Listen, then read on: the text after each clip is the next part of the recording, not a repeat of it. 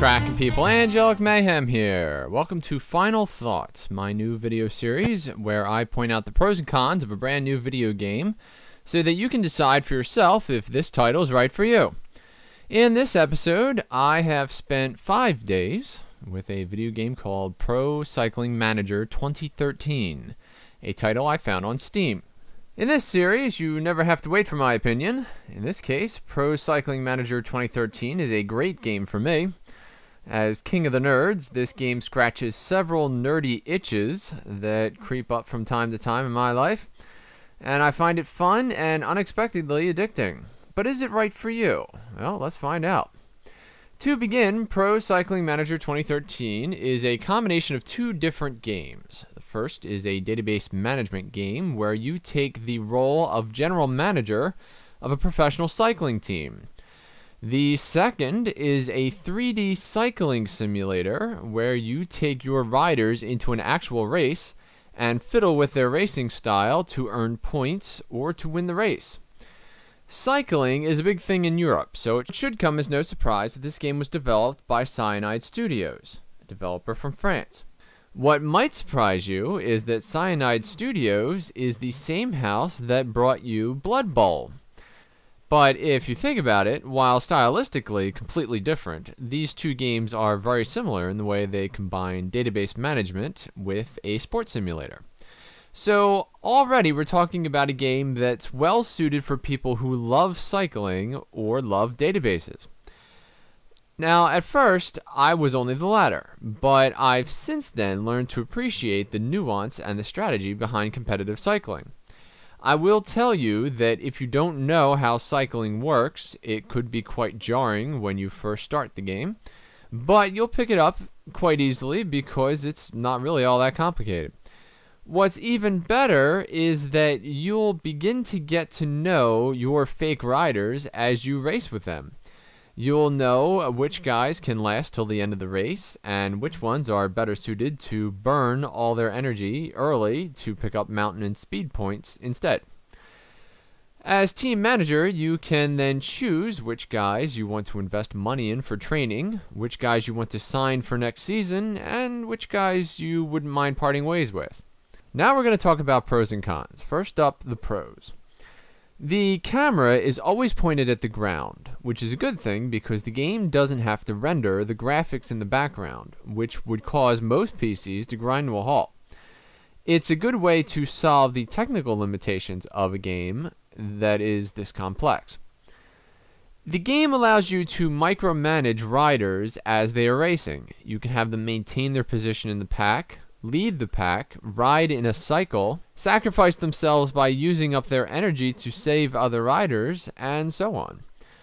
You have an email box that will be your source of information for 90% of the game. This box is well built and always reminds you of what races are coming up, what scheduling conflicts you might be involved in, and if you forgot to do something that is very important. When it rains during the game, which as you might expect is very rare, it really makes this game pop. The sheen on the blacktop and the way it changes the race and how the riders move is really awesome. The background music is this ambient Ibiza music. It's something that you would listen to in a high-end hotel lobby or in a spa in Paris. I personally love it. I love that particular genre of music, so for me it was really a huge bonus, and it never distracts you when you're trying to race. There are no frame rate drops even when recording, so that was a huge plus. You could theoretically play this game forever, especially with the fantasy draft turned on at the start of the game, because each time you would have a unique roster of people, and as the seasons pass you're going to find new riders to join your crew. In addition, each season lasts for a long time if you do all the races yourself. Even if you use the simulation feature for all of the races, it would still take you about a week to make it through an entire season. If you're good enough, you get to choose which national team you coach, and that's like a bonus team that you get to play around with. The race tracks appear to be identical in terms of elevation to their real-world counterparts. Now, Are the cracks in the asphalt and the building locations identical? No, they're not, nor should they be. The focus is on the strategy of the race, not on replicating the city of Amman, Jordan, for instance. After the race, if your guy wins, you get to watch him get kissed by 2 hot chicks on the podium. That's fun. You have to manage your water as well as your pacing in this game, which is very realistic and a huge extra challenge. If you get too close to the finish line and you don't have any water, you won't be able to make the final sprint, and it could cost you the game. While racing, you'll find the names of the riders who are on your team on the road from time to time, where literally like the fans came out and scribbled them on the road to, say hello or whatever. So that's like a really neat little, like bonus thing that they threw in there. There's a clear indication of where you are in relation to all the other riders. There's a little panel at the bottom of the screen that tells you where the peloton is and where you are and how many seconds ahead you are.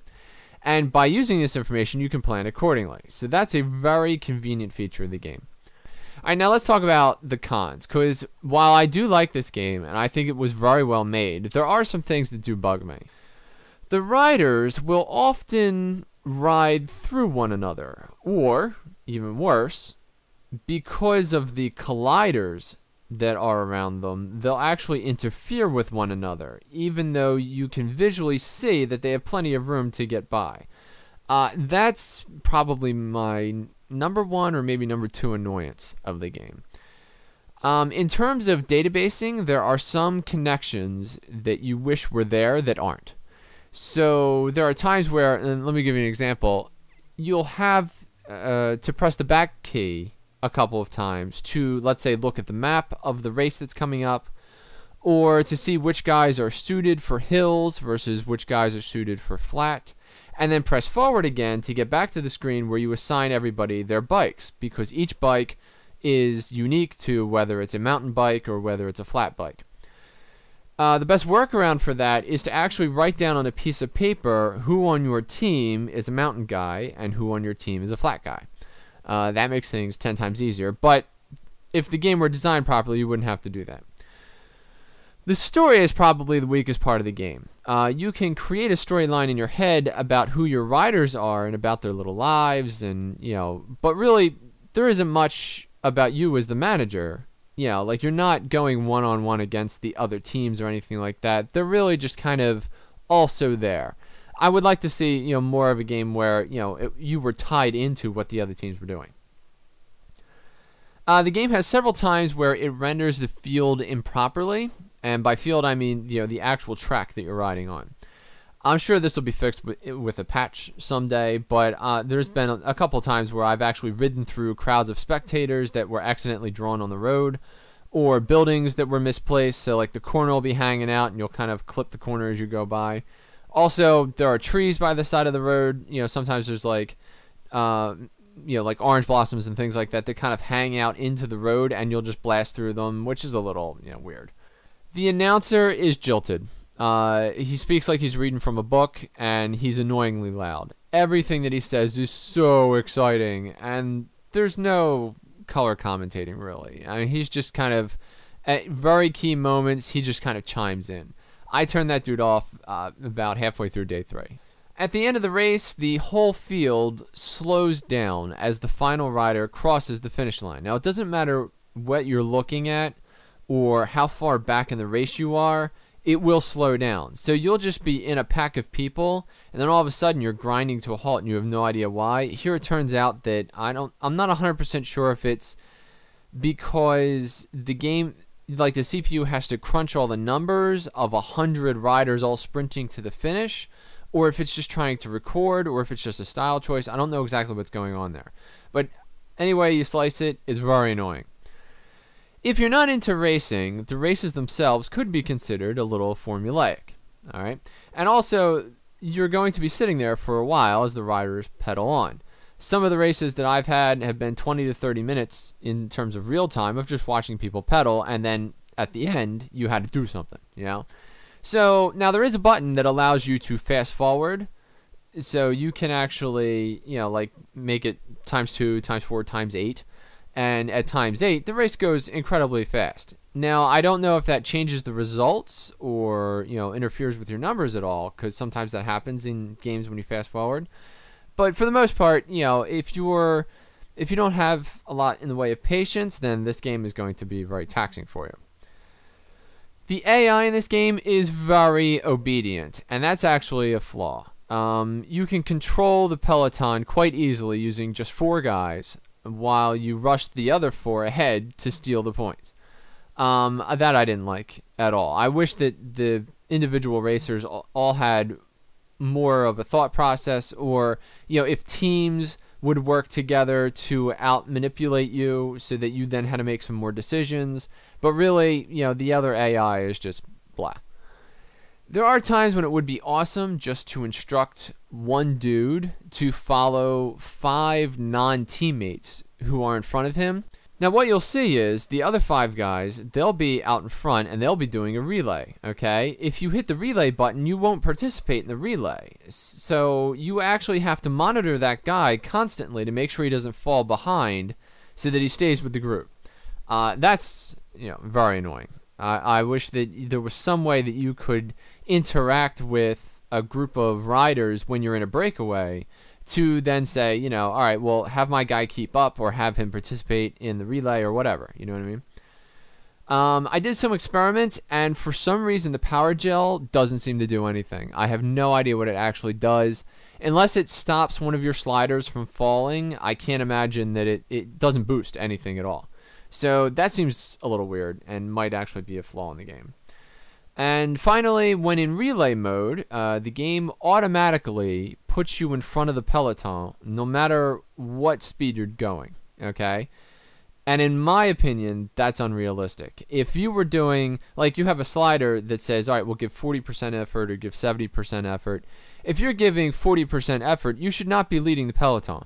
And what that allows you to do is actually to grind the peloton down to a halt and allow any breakaway riders, yours or computer or anything, to just blast ahead. And that's, that's not how actual cycling races work. So, final thoughts. Simulation games often hide the databases that they mask, because it's considered by many to be a very nerdy way to play games by looking at a bunch of numbers. This game is unabashedly open about working with numbers to determine who among your available racers is best suited for your race. For me, this was a game that I could easily play for a long time. The variety of riders that you can pick up, the infinite number of possible future riders that come from scouting, and the dozens of unique races you can experience combine to create a very challenging and exciting game. This game reminds me a lot of Hattrick, which was a soccer-based game where you managed a bunch of players and things like that. It's very, very similar, except without the crazy insanity of all the people who are in Hattrick who kind of have taken it over. Is this a perfect game? No, it's not. The graphics are a little glitchy, and there's some other minor annoyances, but nothing that they couldn't fix with a patch. The game itself is solid and totally worth a look. But is it right for you? Well, only you can decide that. Hopefully, this video will give you a good understanding of what the game is all about.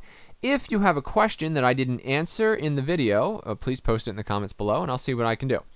Thank you for watching this video, and if you enjoyed the video, please click the like button or subscribe to my YouTube channel for more content like this in the future. I'm Angelic Mayhem, and I will see you next time.